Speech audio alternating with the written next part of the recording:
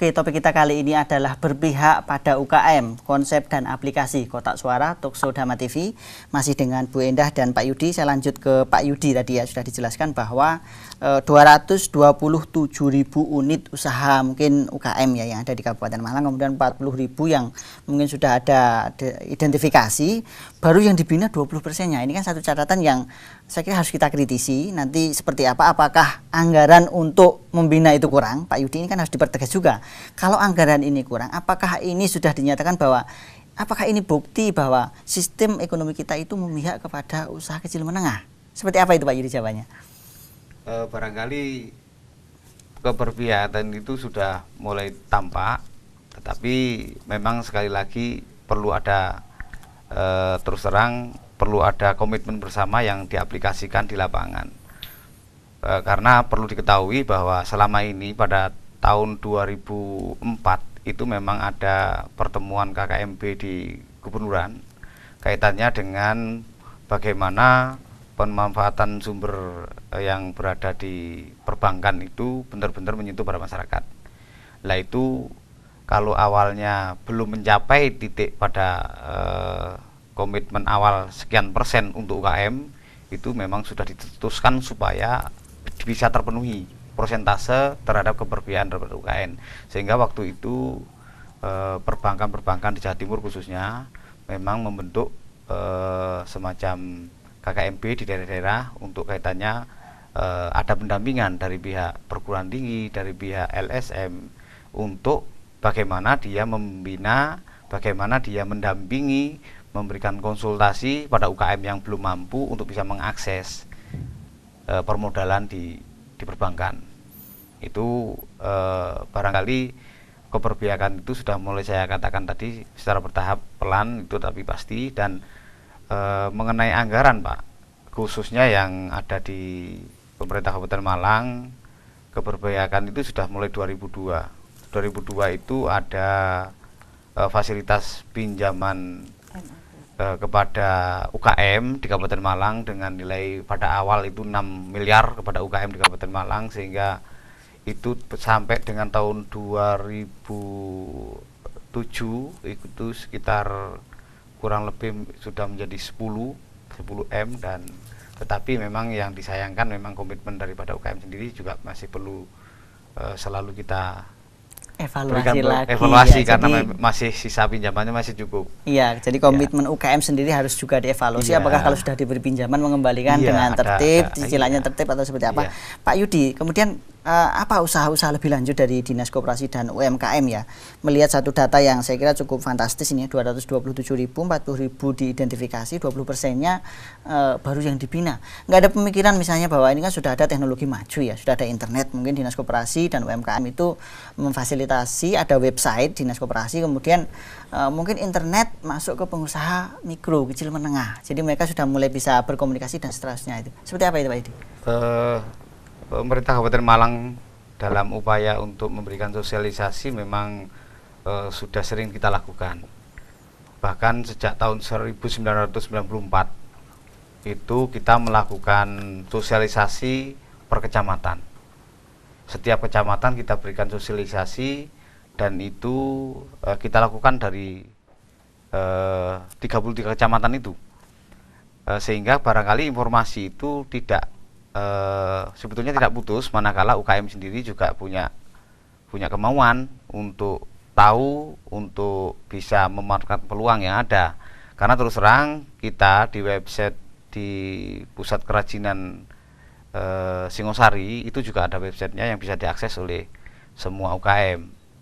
Dan untuk komunikasi terhadap UKM di lapangan, kita ada UPTD dan tenaga fungsional yang setiap saat itu bisa dikomunikasi oleh pihak masyarakat atau pihak usaha, khususnya usaha kecil menengah, untuk mengetahui bagaimana dia memanfaatkan semua peluang yang ada.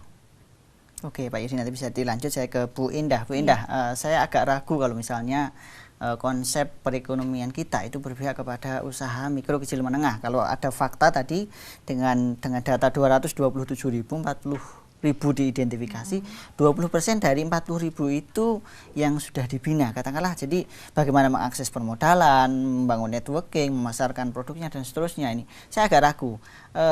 Sebenarnya seperti apa yang real gitu ya? Harusnya kan bottom up ini, Bu Indah ya. Harusnya kan bottom up ya. Jadi kalau ada di Kabupaten Malang misalnya ada sekian usaha mikro kecil menengah, harusnya pemerintah sudah mulai mapping anggarannya berapa. Taruhlah misalnya anggarannya 20% misalnya. Jadi APBN 20% untuk UKM, 20% untuk APBD misalnya. Atau seperti apa itu, Bu Indah? Iya. Memang di sini seperti kata Pak Yudi tadi ya, perlu komitmen dari berbagai pihak. Salah satunya adalah dari UKM itu sendiri, kemauan untuk mencari tahu, salah satunya ya, mencari tahu, kemauan untuk membuka diri ya, untuk berinteraksi ya dengan pihak-pihak lain, tidak hanya berkutat dengan yang berkaitan dengan usahanya saja, tetapi ada sisi-sisi lain yang sangat memungkinkan untuk bisa dia matchkan ya dengan segala kebutuhan dia yang berkaitan dengan pemberdayaan atau penumbuh kembangan ekonomi mereka ya. Dan dalam hal ini kami sebagai pendamping memang tidak bisa kami secara optimal ya, secara penuh untuk mendampingi seluruh UKM yang belum tersentuh itu tadi ya. Tetapi kami berupaya ya kepada UKM itu selalu memberikan layanan-layanan yang intensif ya. Salah satunya kita membuka semacam klinik ya, di mana layanan kami itu ada banyak layanan. Satu, konsultasi ya, konsultasi yang bisa dilakukan oleh UKM setiap saat. Nah, ini kita sosialisasikan secara tidak hanya di Kabupaten atau Kota Malang, tapi kita se-Jawa Timur ya, kita buka akses itu. Kemudian akses yang berikutnya kita coba memberikan informasi-informasi bisnis ya, baik melalui website yang dibuka oleh Dinas Koperasi Kabupaten dan Kota, tapi juga dari dari klinik UKM Jawa Timur sendiri. Jadi itu bisa setiap saat diakses oleh UKM. Sementara ada upaya-upaya kami ya untuk melakukan semacam advokasi ya. Advokasi. Jadi kami membuka layanan-layanan advokasi ini pendampingan secara intensif dan menyeluruh dan terus menerus sampai mereka berhasil. Salah satunya misalnya kita mengupayakan untuk pengurusan merek dagang misalnya ya, itu hak kekayaan intelektual misalnya, atau mereka kita upayakan untuk menganalisis permodalan ya, untuk bisa mengakses peluang-peluang yang bisa dia manfaatkan di luar. Oke, Bu Indah, kalau mengakses permodalan, namun yang terpenting saya kira berapa modal yang mungkin menjadi budget dari pemerintah, baik itu di pusat kemudian di level daerah juga. Misalnya Bu Indah, kalau ini kita bicara konsep misalnya, kita rumuskan lah konsep berpihak kepada UKM itu misalnya harus ditopang satu, bahwa anggaran UKM 20% misalnya, sesuai dengan anggaran pendidikan yang 20% katakanlah. Karena apa? Usaha mikro kecil menengah ini kan cukup mayoritas saya kira, dibanding dengan usaha yang sudah besar, yang sudah mapan ya, yang tinggalnya di kota, di Jakarta misalnya. Tidak bisakah seperti itu, Bu Indah? Ini menyangkut komitmen ya. Sebenarnya memang tidak semuanya bisa diakses ya oleh UKM. Hal ini karena dari yang sudah terjadi awal ya, katakanlah semacam kredit usaha tani tadi ya, terjadi kemacetan, kemudian modal awal padanan yang kita MAP ya, dana-dana MAP yang ditelurkan kepada UKM itu yang seharusnya bergulir ya secara dari kurun waktu yang diberikan periodenya 6 tahunan itu seharusnya bergulir dan kemudian kita alihkan kepada pengusaha-pengusaha yang lain. Ternyata kenyataannya tidak terjadi seperti itu gitu. Karena kalau kami sebagai pendamping atau sebagai akademisi ya di sini mengamati di situ semacam ada kecemburuan sosial ya dari UKM sendiri, di mana ketika mereka selama ini tidak pernah merasa tersentuh kemudian oleh pemerintah, sekarang mulai sentuh dan mendapatkan perhatian, mereka mereka tidak ada kepercayaan begitu. Apakah modal ini nantinya sesuai dengan konsep pemerintah bahwa ini bergulir, itu sedikit tidak ada kepercayaan dari masyarakat apakah suatu saat nanti dia akan mendapatkan bantuan-bantuan itu lagi gitu.